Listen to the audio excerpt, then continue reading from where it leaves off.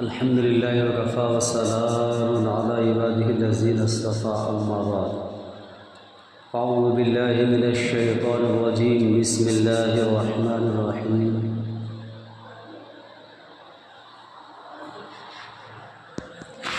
يا أيها الناس اتقوا ربكم الذي خلقكم من نفس واحدة وخلق منها زوجها وبث منهما رجالا كثيرا ونساء واتقوا الله الذي تساءلون به والأرحام إن الله كان عليكم رقيبا. قال الله تبارك وتعالى في موضع آخر من بعد وصية يوصى بها أو دين. قال الله تبارك وتعالى في موضع آخر قد علمنا ما فرضنا عليهم في أزواجهم وما ملكت. صدق الله العظيم. قال النبي صلى الله عليه وسلم تنكح المرأة لأربع: لمالها ولحسبها ولجمالها ولدينها فاظفر بذات الدين تربت يداك او كما قال علیہ الصلوۃ والسلام. حضرات محترم، اللہ رب العالمین کا بے انتہا فضل و کرم، انعام اور احسان ہوا کہ اللہ تبارک و تعالی نے ہمیں اور آپ کو نماز جمعہ کے لیے پہل سے پہل حاضر ہونے کی توفیق دی. میرے دوستو، میں نے آپ حضرات کے سامنے قرآن مقدس کی مختصر آیتیں اور حدیث پاک پڑھی ہے. بارگاہ رب العالمین سے دعا ہے کہ چند باتیں مجھے انہیں کی زندگی میں صحیح کہنے کی اور ہم اور آپ کو اس پر عمل کرنے کی توفیق عطا فرمائے. آمین ثم آمین یا رب العالمین.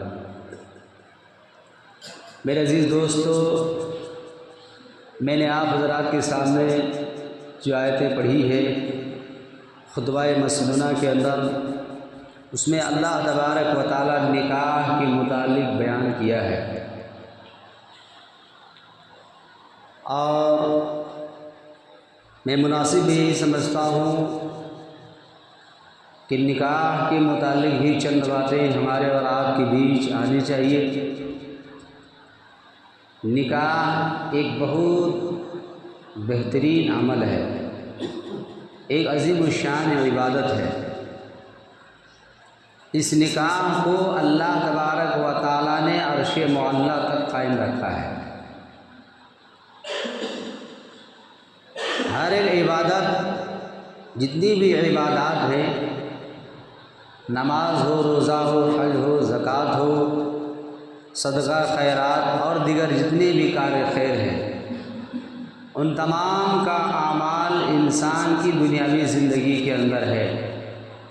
مر جانے کے بعد اب وہ انسان اس عمل کو انجام نہیں دے گا. نہ اللہ کی جانب سے حکم ہوگا کہ تم نماز پڑھو، روزہ رکھو، حج کرو، زکوٰۃ ادا کرو اور کار خیر کرو. لیکن نکاح ایک ایسا عمل ہے کہ اللہ تبارک و تعالیٰ نے مرنے کے بعد بھی جاری رکھا ہے. میرے عزیز دوستو، نکاح کے 4 درجات ہیں. ایک تو نکاح کے 4 درجات ہیں. دوسرے میں نکاح 4 چیزوں کی وجہ سے کی جاتی ہے. کسی لڑکی سے نکاح کی جاتی ہے تو 4 چیزوں کی بنیاد پر اس سے رشتہ کیا جاتا ہے. تیسرے نمبر پر ہے نکاح میں 2 فرض ہیں، 1 واجب ہے اور 3 سنت ہے. بھی تفصیل نہیں، سرسری انداز میں اللہ تبارک و تعالی ارشاد فرماتا ہے سورہ نساء کے اندر، یا ایھا الناس اتقوا ربکم الذی خلقکم من نفس واحدہ، کہ اے لوگوں ڈرو اس پروردگار عالم سے جو تمہارا رب ہے، جس نے تم کو پیدا کیا ہے ایک جان سے، من نفس واحدہ، نفس سے مراد یہاں جان، واحد سے مراد ایک جان سے جس اللہ نے تم کو پیدا کیا ہے اس اللہ سے ڈرو۔ ایک جان کون؟ سب سے پہلے اللہ تبارک و تعالیٰ نے حضرت آدم علیہ السلام کو پیدا کیا۔ حضرت آدم علیہ السلام ایک اکیلا تنہا، اللہ تبارک و تعالیٰ نے اس کے بعد حضرت آدم علیہ السلام کے ہی بعض روایات کے اندر آتا ہے اس کی بائیں پسلی سے حضرت اماں حوا علیہ السلام کو پیدا کیا۔ آدم علیہ السلام سے ہی اماں حوا علیہ السلام کو پیدا کیا۔ من نفس واحدۃ وخلق منها زوجها وبث منهما رجالا كثيرا ونساء۔ اسی طرح سے یقین بات دیگر تم میں سے ہر ایک شخص کو جوڑا جوڑا پیدا کر دیا، ایک جان سے پھر جوڑا جوڑا بنایا۔ حضرت آدم علیہ السلام آئے، اماں حوا کو اللہ نے پیدا کیا۔ آدم علیہ السلام کے بعد آدم علیہ السلام نے کہا اماں حوا علیہ السلام کو اسی سے پیدا کیا۔ اس کے بعد جوڑا وہ ہوئے حضرت آدم علیہ السلام کے بعد سے اماں حوا علیہ السلام کے بعد سے تولد کا سلسلہ، تناسل کا سلسلہ جاری ہوا۔ ڈرو اس پروردگار عالم سے جس نے تم کو ایک جان سے پیدا کیا اور سب کو جوڑا جوڑا بنایا۔ میرے عزیز دوستو، حقیقت یہ ہے کہ نکاح کا سلسلہ اگر نہیں ہوتا تو نہ جانے یہ جو کثیر تعداد میں اولاد یہ انسان نظر آ رہے ہیں، آتے یا نہ آتے، ان نکاح کو اللہ تبارک و تعالیٰ نے یہ سنت قرار دے کر کے، اور یہ نکاح کو اللہ تبارک و تعالیٰ نے حضرت آدم علیہ السلام کو اماں حوا علیہ السلام کے ساتھ پڑھایا، دنیا میں آئے نکاح کا سلسلہ جاری ہوا۔ میرے عزیز دوستو، اللہ کے پیارے حبیب سرکار دو عالم صلی اللہ علیہ وسلم ارشاد فرماتے ہیں تنکح المرأۃ لأربع لمالها ولحسبها ولدینها ولجمالها ولدینها فظفر بذات الدین تربت یداک۔ بخاری شریف کی حدیث ہے، روایت کرنے والے حضرت ابو ہریرہ رضی اللہ تعالیٰ عنہ ہے۔ وہ روایت فرماتے ہیں کہ آقا دو جہان تاجدار مدینہ محمد عربی صلی اللہ علیہ وسلم ارشاد فرماتے ہیں کہ چار چیزوں کی وجہ سے لڑکیوں سے، عورتوں سے نکاح کیا جاتا ہے۔ ان میں سے کیا ہے؟ تنکح المرأۃ لأربع، چار چیزوں کی وجہ سے عورتوں کو نکاح میں لائی جاتی ہے۔ کیا ہے؟ اربع لمالہا، ایک اس کی مال کی وجہ سے، ولحسبہا، اس کی حسب نسب کی وجہ سے، ولجمالہا، اس کی خوبصورتی کی وجہ سے، ولدینہا فظفر بذات الدین تربت یداک۔ اللہ کے پیارے حبیب سرکار دو عالم صلی اللہ علیہ وسلم ارشاد فرماتے ہیں کہ ایک انسان وہ ہے جو کسی لڑکی سے نکاح کرتے ہیں تو اس کے اونچا خاندان حسب نسب کو دیکھ کر کے، ایک انسان وہ ہے جب کسی لڑکی سے نکاح کرتے ہیں یا لڑکا سے نکاح کرتے ہیں تو ان کے جو ہے خوبصورتی کی وجہ سے، اور ایک شخص وہ ہے جن کی مال اور دولت کی وجہ سے نکاح کرتے ہیں۔ میرے عزیز دوستو، حضور پاک صلی اللہ علیہ وسلم ارشاد فرماتے ہیں کہ نہ ہی تو تم مال اور دولت کو دیکھ کر کے اس سے مال اور دولت کو دیکھ کر کے نکاح میں لاؤ، اور نہ ہی تو نکاح کے اندر اس کی خوبصورتی کی وجہ سے نکاح میں لاؤ، اور نہ ہی اونچے خاندان کی وجہ سے نکاح کے اندر لاؤ۔ اس لیے کہیں ایسا ہو سکتا، کہیں ایسا نہ ہو تم حسن جمال کی بنیاد پر کسی لڑکی سے نکاح کر لو، اس کی خوبصورتی کی اس طرح تم دیوانے ہو جاؤ کہ کبھی تمہیں اللہ کے نافرمانی کرنے پر آمادہ کر دے اور تم مجبور ہو جاؤ، اور اللہ بیوی کی فرما برداری پر اس کی حسن کی دیوانے میں اس طرح غرق ہو جاؤ کہ اللہ کے نافرمانی کرنے پر تم مجبور ہو جاؤ۔ اس لیے اللہ کے پیارے حبیب سرکار دو عالم صلی اللہ علیہ وسلم ارشاد فرماتے ہیں اس کی خوبصورتی کی وجہ سے نکاح نہ کرو، اور اسی طرح سے کسی اونچے خاندان والے کی وجہ سے، حسب نسب اونچے خاندان والے کی وجہ سے بھی نکاح نہ کرو۔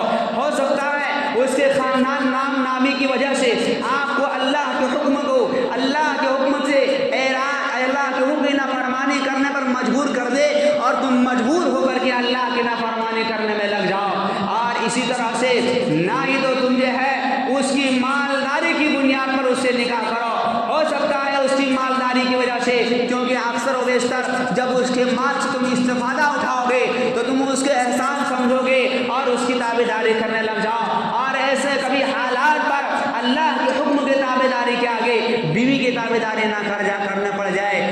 کے پیارے حبیب فرماتے ہیں نہ تو حسن جمال کی وجہ سے، نہ تو جو ہے مالداری کی وجہ سے، نہ تو اونچے خاندان کی وجہ سے، ہاں اگر دین اللہ کے پیارے حبیب فرماتے ہیں وَلِدِينِهَا فَظْفَرْ بِذَاتِ الدِّينِ تَرِبَتْ يَدَاكَ، دینداری کو دیکھو اور دینداری کو ترجیح دے کر کے نکاح کے اندر لاؤ۔ تم دینداری کو ترجیح دو گے تو دنیا میں بھی کامیاب ہو جاؤ گے، آخرت میں بھی کامیاب ہو جاؤ گے، آنے والے نسلیں بھی تمہاری کامیاب ہو جائے گی۔ ہاں اگر دینداری کے ساتھ ساتھ حسن و جمال والی بھی ہے، سونے پہ سہاگے والی بات، ہاں دینداری کے ساتھ ساتھ اونچے خاندان والی بھی ہے، حسب نسب والی بھی ہے، سونے پہ سہاگے والی بات، ہاں دینداری کے ساتھ ساتھ اگر مالدار والی بھی ہے، سونے پہ سہاگے والی بات، لیکن غرض یہ ہے کہ جب آپ نکاح کے لیے جائیں، جب آپ نکاح کے لیے پیغام بھیجیں، لڑکی ہو یا لڑکا کا، تو جو ہے سب سے پہلے دین کو دیکھا جائے کہ ہاں جس لڑکی سے ہم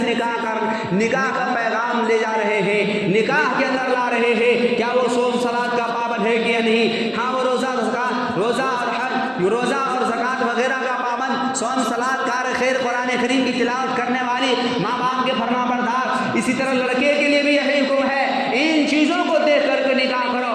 انبیاء علیہ السلام نے ان چیزوں کو دیکھا اور اسی طرح سے اکابرین اور بزرگوں نے بھی اسی طرح سے دیکھا۔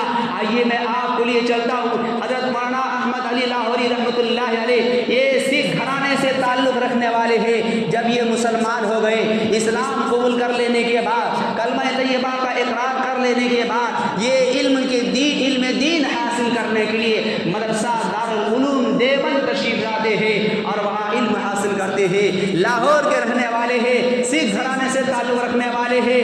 حضرت مولانا احمد علی لاہوری رحمۃ اللہ علیہ فرماتے ہیں جب میں علم حاصل کرتا تھا مدرسے کے اندر، میرے ماں باپ مجھ سے خفا، مجھے میری بہن گالیاں، بھائی وغیرہ گالیاں دے کر کے چلے جاتے تھے۔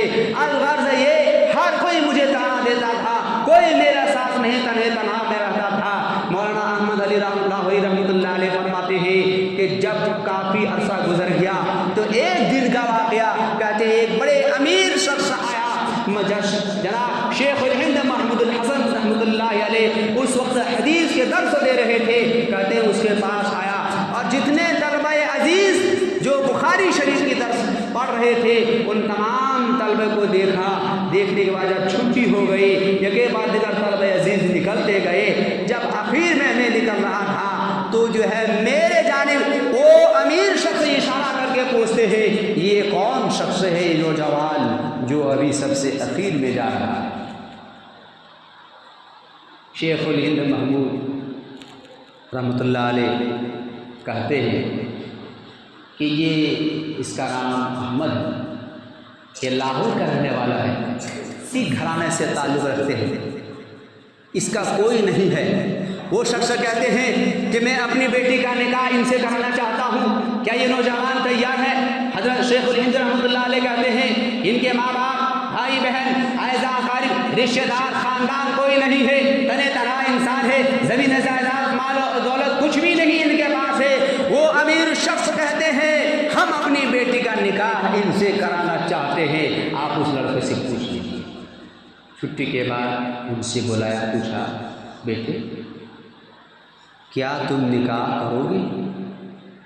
حضرت مولانا احمد علی لاہوری رحمۃ اللہ علیہ کہتے ہیں حضرت ہم کو کون بیٹی دے گا، ماں باپ ہم سے الگ ہے، خاندان والے الگ ہے، میرے پاس کچھ نہیں ہے، ہم کو کون بیٹی دے گا؟ لیکن کہا کوئی دے رہا ہے آپ کرو گے؟ اگر کوئی دے گا تو کر لیں گے، سنت نبی کو زندہ کریں گے۔ میرے عزیز دوستو، کہا کہ ٹھیک ہے کل عصر کے بعد مسجد میں تمہارا نکاح ہوگا، کل عصر کے بعد مسجد میں تمہارا نکاح ہوگا۔ میرے عزیز دوستو، کتابوں کے اندر آتا ہے مولانا احمد علی لاہوری رحمۃ اللہ علیہ کے پاس طلبہ عزیز آئے ظہر کے وقت میں اور کہا کہ آپ کا نکاح ہونے والا ہے، لہذا میرے پاس نئے کپڑے ہیں، ان نئے کپڑے کو لے کر کے پہن لو اور نکاح میں شریک ہو جاؤ۔ وہ نوجوان کہتے ہیں مولانا احمد علی لاہوری رحمۃ اللہ علیہ ان کے پاس ایک ہی جوڑا کپڑا تھا۔ تمہارے کپڑے سے کیا ہوگا، ایک دن پہنیں گے، ایک دن کی فخر اور بڑائی سے کچھ حاصل ہونے والا ہے، میرے پاس جو کپڑا ہے اسی کو پہن کر جائے۔ کہا اچھا ٹھیک ہے کپڑا کسی کا مت لو، لیکن جو کپڑا تمہارے بدن میں ہے یہ گندا ہو چکا ہے، میلا ہو گیا، اس کو دھو لو۔ مولانا احمد علی لاہوری رحمۃ اللہ علیہ فرماتے ہیں میں نے اس کپڑے کو دھویا، سوکھنے کے لیے دیا، اور اتفاق کی بات کہ بادل چھا گئے، گھٹا ہو گئی، اسی طرح سے میرا کپڑا سکھا نہیں، عصر کا وقت ہو گیا، اسی طرح سے گیلے کپڑے پہن کر کے میں نکاح کے لیے پہنچ گیا۔ میرے عزیز دوستو، آپ اندازہ لگائیں وہ باپ کتنے دیندار تھے جنہوں نے اپنی بیٹی کے نکاح ایک ایسے شخص سے ادا کر رہے ہیں جن کے پاس ایک جوڑا کے علاوہ دوسرا جوڑا کپڑا بھی میسر نہیں۔ نکاح ہو جاتا ہے، نکاح کے بعد جب رات کا کچھ حصہ گزر جاتا ہے، کھانے کے لیے کچھ نہیں ہے۔ بیوی کتنی دیندار ہوگی، بیوی رات کا حصہ گزر جانے کے بعد اپنے شوہر سے کہتے ہیں کہ میرے شوہر محترم، فلاں سبزی بازار میں سبزی بیچنے والے دکان بند کر کے چلے گئے ہوں گے، گوبھی کے پتے وہاں پڑے ہوئے ہوں گے، جائیے آپ اس پتے کو لے کر کے آئیے اور اس پتے کو ہم لوگ ابال کر کے دونوں پیٹ بھر لیں گے کھانا۔ میرے عزیز دوست تو یوں آتا ہے اس کی زندگی اسی حالت میں گزر رہتی ہے۔ دکان سے رات کے آخر رات کے کچھ حصہ گزر جانے کے بعد، سناٹا چھا جانے کے بعد، گوبھی کے پتے جو بیکار ہوتے ہیں اس کو وہاں سے بیٹ کر کے لاتا، چن کر کے لاتا، اس کو اچھی طرح سے دھوتا، ابالتا اور اس کو کھاتا، دونوں میاں بیوی۔ گھر گئے، بیوی اس کی میگے گئی، ماں باپ نے پوچھا، امی نے پوچھا، بیٹا نیا مکان تمہارا کیسا ہے؟ محبت سے کوئی پوچھتے، قربان جائیں ایسی بیٹیوں کے اوپر۔ بیٹی نے کہا، ابو جان، امی جان، ہم نے تو سنا تھا کہ جنت تو مرنے کے بعد ملتی ہے اور جنت کی ایسی ایسی تعریفیں سنی ہے، لیکن مجھے ایسا لگ رہا ہے کہ دنیا میں ہی مجھے جنت مل گئی ہے۔ اس طرح کے بند دستی پر گزارنے کے بعد میرے دوست یہ عرض کر رہی ہے، یہ اس کی پرورش کا نتیجہ ہے۔ میرے عزیز دوستو، کتابوں کے اندر آتا ہے، مولانا شیخ احمد علی لاہوری رحمۃ اللہ علیہ نے بے نمازی کے ہاتھ سے کھانا تو دور کی بات، بے نمازی کے ہاتھ سے ایک گلاس پانی تک نہیں پیا۔ آج تو ہمارے گھر میں کھانا بھی بے نمازی ہی بناتا ہے۔ بے نمازی کے ہاتھ سے کبھی ایک گلاس پانی تک نہیں پیا، کھانا تو دور کی بات ہے۔ میرے عزیز دوستو، میں عرض یہ کر رہا تھا، اکابرین کا یہ طریقہ رہا ہے، بزرگوں کا یہ طریقہ رہا ہے کہ جب بھی نکاح کیا جائے، نکاح کا پیغام بھیجا جائے، چاہے کسی بھی اعتبار سے ہو، لیکن دینداری کو مقدم رکھا جائے، اس کا پرینام بڑا ہی اجر اور انعام ملتا ہے۔ اس سے قطب الابدار اولیاء کاملین بزرگان دین پیدا ہوتے ہیں اور نیک صالح پیدا ہوتے ہیں، ہر عالیشان گھر برکتوں سے، نور سے، انوار سے بھر جاتے ہیں۔ مولانا احمد علی لاہوری رحمۃ اللہ علیہ فرماتے ہیں، کچھ عرصے کے بعد میرے گھر کے اندر وہ برکتیں آئی کہ اگر ایک اینٹ سونے اور ایک اینٹ چاندی سے میں ایک مسجد بنوا دوں گا، پھر بھی ہمارے خزانے میں کمی نہیں آئی۔ صبر اور تحمل کا نتیجہ میرے عزیز دوستو۔ تو میں عرض کر رہا تھا کہ نکاح کے جو ہے 4 درجات ہیں۔ نکاح ایک حرام ہے، ایک نکاح فرض ہے، ایک نکاح واجب ہے اور ایک نکاح سنت بھی ہے۔ فرض کون سا ہے، حرام کون سا ہے، واجب کس وقت ہے اور سنت کون سا ہے؟ میرے عزیز دوستو، سرسری انداز میں بتا دیتا ہوں کہ نکاح جو ہے حرام اس وقت ہے زوجین میں سے، دونوں میں سے کسی کو اس بات کا یقین ہو جائے کہ جو ازدواجی زندگی ہے، جو نفسانی خواہشات وغیرہ اور ضروریات زندگی کو پورا کرنے میں دونوں میں سے کسی ایک کو اس پر یقین ہو جائے کہ ہم ناکام ہیں، تو اس کے لیے نکاح کرنا حرام ہے۔ نکاح فرض سرسری انداز میں کر رہا ہوں، نکاح فرض اس شخص کے لیے ہے جب غالب گمان یقین ہو جائے کہ اگر ہم شادی نہ کریں گے تو ہم گناہ میں مبتلا ہو جائیں گے، بالکل یقینی طور پر یقین ہو جائے تو اس کے لیے نکاح کرنا فرض ہے۔ یقینی طور پر یقین تو نہیں ہے لیکن گمان ہے کہ اگر نکاح نہ کریں گے تو ہو سکتا ہے گناہ میں ملوث ہو جائیں گے، تو اس کے لیے واجب ہے۔ نارمل حالات میں نکاح کرنا سنت ہے۔ نکاح کے فرائض دو فرض ہوتے ہیں. ایک فرض تو یہ ہے نکاح کے اندر کہ دو گواہ ہونا چاہیے اور ایجاب و قبول ہونا چاہیے. ایجاب و قبول لڑکی کی طرف سے لڑکے کی جانب سے کہا گیا، لڑکی نے قبول کیا، اور دو گواہ مسلمان کا ہونا. یہ دو چیزیں نکاح کے اندر فرض ہے. نکاح کے اندر واجب جو ہے وہ مہر ہے. دین مہر جسے کہتے ہیں میرے عزیز دوستو، یہ مہر کیا ہے؟ واجب ہے. سورہ احزاب کے اندر اللہ تبارک و تعالی ارشاد فرماتے ہیں آیت نمبر 50 میں، قد علمنا ما فرضنا علیہم فی ازواجہم وما ملکت. اسی طرح سے مہر کا جو ذمہ داری ہے اللہ کے پیارے حبیب سرکار دو عالم صلی اللہ علیہ وسلم ارشاد فرماتے ہیں کہ مرنے کے بعد بھی اس کو مہر کبھی بھی ادا نہیں ہوتا اگر کسی شخص نے حق مہر ادا نہیں کیا. تو مسئلہ لکھا ہے قرآن کریم کی ایک آیت ہے جس کو میں بتاتا چلوں. سورہ نساء آیت نمبر 12 میں ہے، جس کے اندر اللہ تبارک و تعالی ارشاد فرماتا ہے من بعد وصیۃ یوصی بها او دین، کہ جو انسان اپنی بیوی کا مہر ادا نہیں کیا، حق مہر، اور مر گیا، اب اس کا جو ترکہ بچا ہوا ہے اس کا میراث بعد میں تقسیم ہوں گے، پہلے حق مہر نکالا جائے گا. یہ کتنا کٹھن مسئلہ ہے. آدمی لوگ آج بڑی ہی لاپرواہی اس مہر پر برتتے ہیں. اگر مر گیا ہے یہ قرض کے مانند ہوتا ہے. نکاح کا جو مہر ہوتا ہے یہ قرض کے مانند ہے. جس طرح قرض آپ کا ذمہ ہے آپ کے مر جانے کے بعد، کسی کے مر جانے کے بعد اس کے آل اولاد میں ذمہ داری بنتی ہے کہ باپ کے قرض کو ادا کرے، اسی طرح سے نکاح کا جو مہر ہے اگر وہ باپ ادا نہیں کیا ہے اور دنیا سے چلا گیا ہے، ان کی میراث میں سے ترکہ میں سے پہلے حق مہر ادا کیا جائے گا، اس کے بعد اس کے مال کو تقسیم کیا جائے گا. ہوتا کیا ہے، مر گیا شوہر، عورت کو زبردستی لایا گیا یا نہیں لایا گیا، بیچارے مر گئے، اب مرتا کیا نہ کرتا، معاف کر دو. ایسی کوئی معافی ہوتی ہے؟ نہیں، یہ معافی نہیں. معافی کا طریقہ بتلایا ہے. اگر آپ کی ذمہ 10,000 روپے دین مہر دیا ہے، 10,000، آپ 10,000 روپے اپنی بیوی کے ہاتھ میں دیں. بیوی کے ہاتھ میں دینے کے بعد اگر وہ بیوی، آپ ان سے کہیں کہ یہ آپ کا مہر حق ہے، ہم اس وقت نہیں دے پائے، آج ہم تم کو ادا کر رہے ہیں، تمہاری مرضی ہے، تم جیسا چاہو ویسا اس پیسے کو استعمال کرو.